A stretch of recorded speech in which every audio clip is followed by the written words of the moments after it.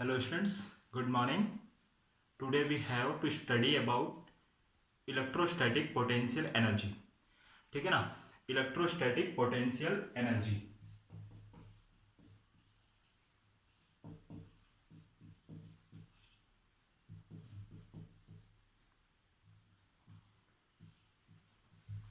ठीक है, सबसे पहली बात, electrostatic potential energy is the type of potential energy.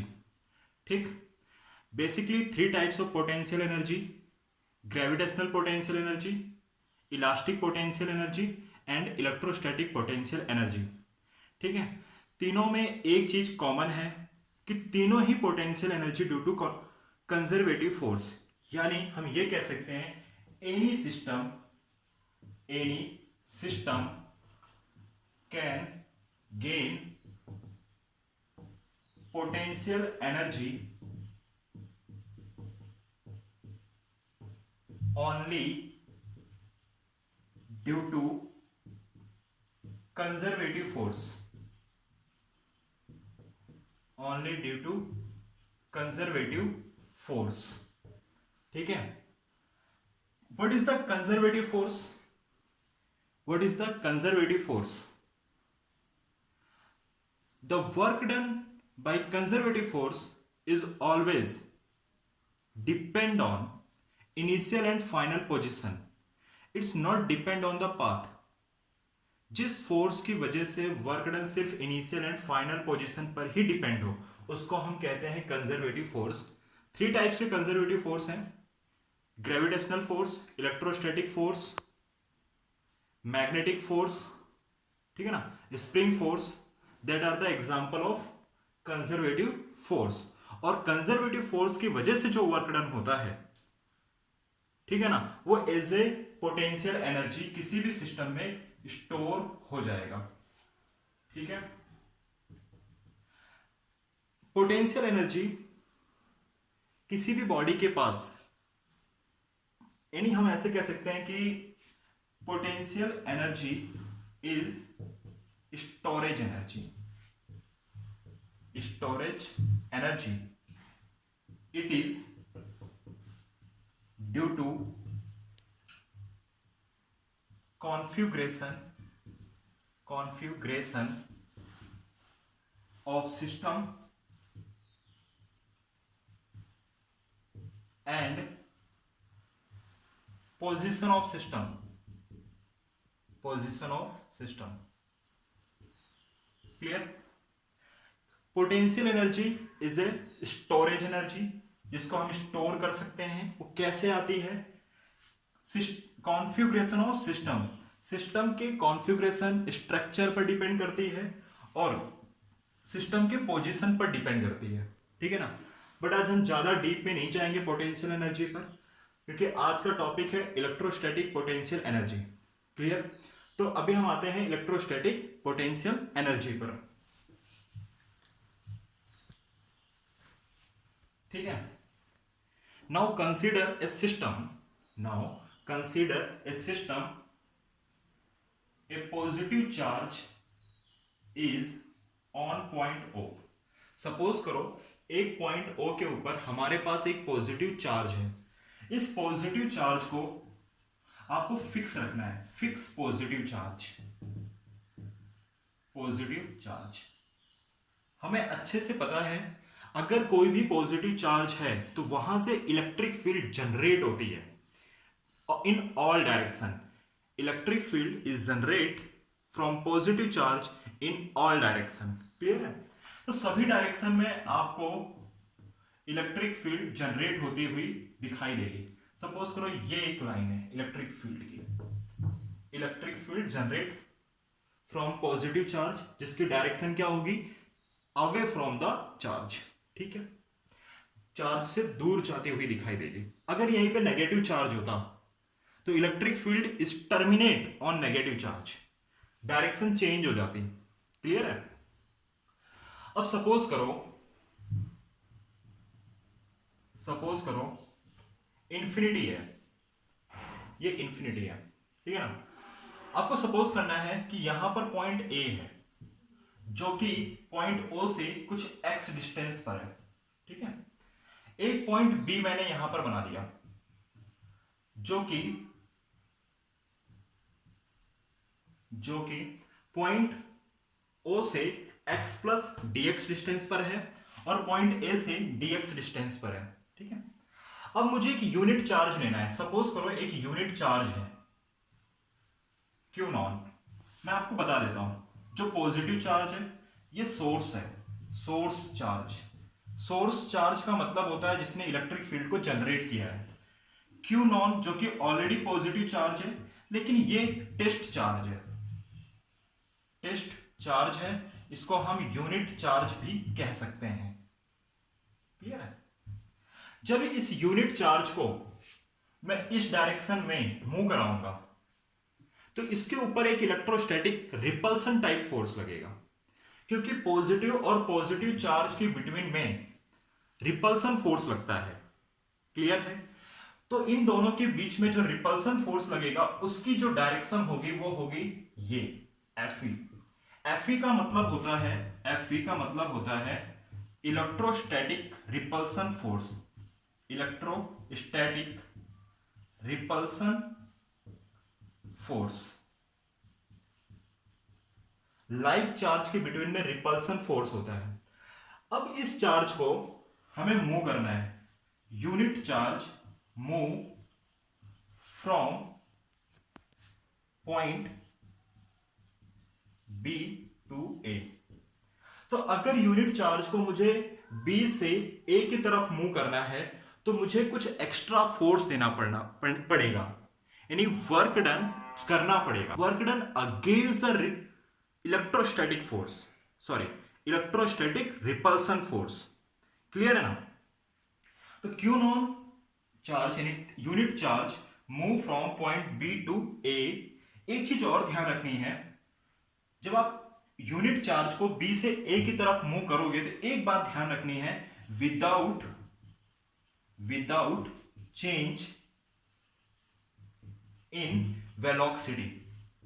आपको वेलोसिटी चेंज नहीं करनी है, वेलोसिटी कांस्टेंट होनी चाहिए। इसका मतलब हुआ हम ये कह सकते हैं कि change in kinetic energy, change in kinetic energy is equal to zero. Change in kinetic energy zero होनी चाहिए। क्लियर है। तो आपको करना क्या है कि जो फोर्स है एफई, उसके अगेंस्ट में एक और फोर्स दे रहा है, जो कि वो फोर्स किसके थ्रू दिया जाएगा, agent. Who is the agent? Agent is the person who is trying to move the charge from point B to A without changing kinetic energy या without changing velocity। ठीक है। ये छोटी छोटी बातें हैं जो हमें ध्यान में रखनी है। तो इस केस में जो लगने वाला फोर्स होगा वो फोर्स होगा force experienced by unit charge at point A. तो वो होगा फोर्स F इक्वल टू के Q non upon x square, equation number first. और जो कि वर्क डन हुआ है वो स्मॉल वर्क डन होगा। कितना वर्क डन होगा? स्मॉल वर्क डन होगा। तो small work done equal to क्या होगा, F इंटू dx। ठीक है। और F की वैल्यू हो जाएगी के Q into Q non upon x square into dx। ठीक है। आपको यहां पे वेक्टर की साइन बना देनी है। ठीक है, इस तरीके से। dx क्या है? स्मॉल डिस्प्लेसमेंट है। Displacement is a vector quantity. ठीक है ना। अब आपको सपोज करना है, सपोज इसी चार्ज को, इसी यूनिट चार्ज को मैं अगर इंफिनिटी से किसी पॉइंट P के ऊपर लेकर आता, जो कि डिस्टेंस है r। आपको सपोज करना है unit charge bring to infinity from point P which is separated by r। ठीक है। तो टोटल हमें कितना वर्क डन करना पड़ेगा? ठीक है ना। Suppose unit charge is bring from infinity to point P, which is separated at point separated at R, separated R, clear है, from point O, from point O, ठीक है। तो टोटल वर्क डन क्या होगा? टोटल वर्क डन होगा integrate infinity two point R F into dx, ठीक है। अगर मैं इसके वेक्टर फॉर्म को हटा दूं तो infinity to R F into dx cos 180, भाई थीटा होगा ना, F into d x cos theta, और थीटा की वैल्यू क्या होगी 180। वाई? क्यों? क्योंकि देखो आप डिस्प्लेसमेंट क्या हो रहा है, कम हो रहा है ना, अगेंस्ट द फोर्स। डिस्प्लेसमेंट और फोर्स की जो डायरेक्शन है वो अपोजिट है, तो यहां पर होगा F D x cos 180। Clear?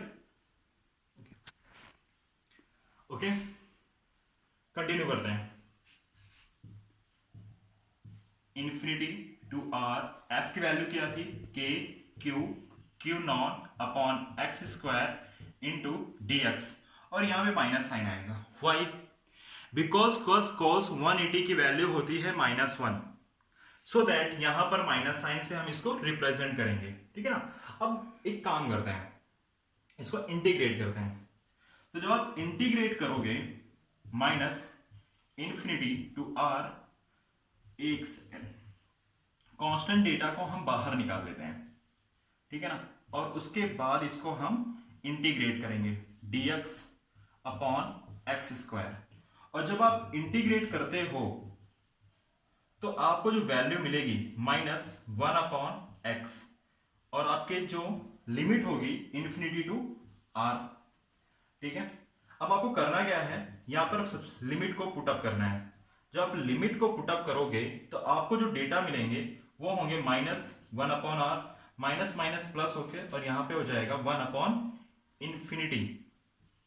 और किसी भी वैल्यू को अगर आप इंफिनिटी से डिवाइड करते हो, किसी भी वैल्यू को अगर आप इंफिनिटी से डिवाइड करोगे तो आने वाला रिजल्ट क्या होता है, 0।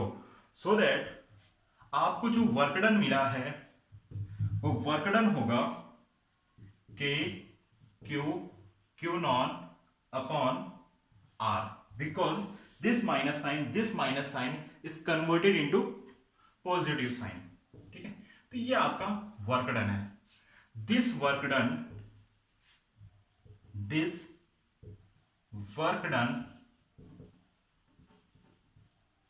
store is a potential energy। तो आप कह सकते हो कि ये जो पोटेंशियल एनर्जी है वो क्या है, this potential energy is equal to k q naught upon r, clear? This is the potential energy for two system when unit charge is moving from infinity to point p which is separated by a distance r। उस case में जो potential energy मिलेगी वो होगी k q not upon r। आपको ध्यान रखना है ये एक स्केलर क्वांटिटी है, पोटेंशियल एनर्जी एक स्केलर क्वांटिटी है, ठीक है। और इसका जो एसआई यूनिट होने वाला है किसी भी एनर्जी का तो वो रहेगा जूल, ठीक है। आगे भी जो टाइप्स आएंगे वो हम पढ़ेंगे, ठीक है। Let's see we have two charge Q1 and Q2। ये दोनों ही चार्ज सपोज करो कहीं से मूव करते हुए आ रहे हैं इन एनी डायरेक्शन, ठीक है। और मूव करते करते दोनों अगर वो r डिस्टेंस पर आ जाएं तो भी उनके बीच की जो पोटेंशियल एनर्जी होगी वो क्या होगी, k Q1 Q2 upon r, ठीक है, ये ध्यान रखना है। अगर सपोज करो हमारे पास 3 चार्ज हैं कुछ इस तरीके से, Q1, Q2 और यहां पर एक चार्ज है Q3, और इनके बिटवीन का जो डिस्टेंस है वो R12, इनके बिटवीन का डिस्टेंस है R23 और इनके बिटवीन का डिस्टेंस है R13। ठीक है, अगर आपसे पूछा जाए कि जो सेकंड नंबर का सिस्टम है इसकी पोटेंशियल एनर्जी क्या होगी, तो सिंपल है, उसको आपको पता है स्केलर क्वांटिटी है, तो स्केलर क्वांटिटी में सिंपल अलजेब्रा मेथड अप्लाई करते हैं। तो उस केस में जो इस सिस्टम का टोटल पोटेंशियल एनर्जी होगा वो होने वाला है के Q1 Q2 upon R12 plus के Q2 Q3 upon R23 plus के Q1 Q3 अपॉन R13। ठीक है ना, और अगर इसमें और भी चार्ज प्रेजेंट होते तो उसको आगे भी सिंपल अलजेब्रा मेथड से हम ऐड कर देते। क्लियर है? ओके, नेक्स्ट टॉपिक कंटिन्यू करते हैं। पोटेंशियल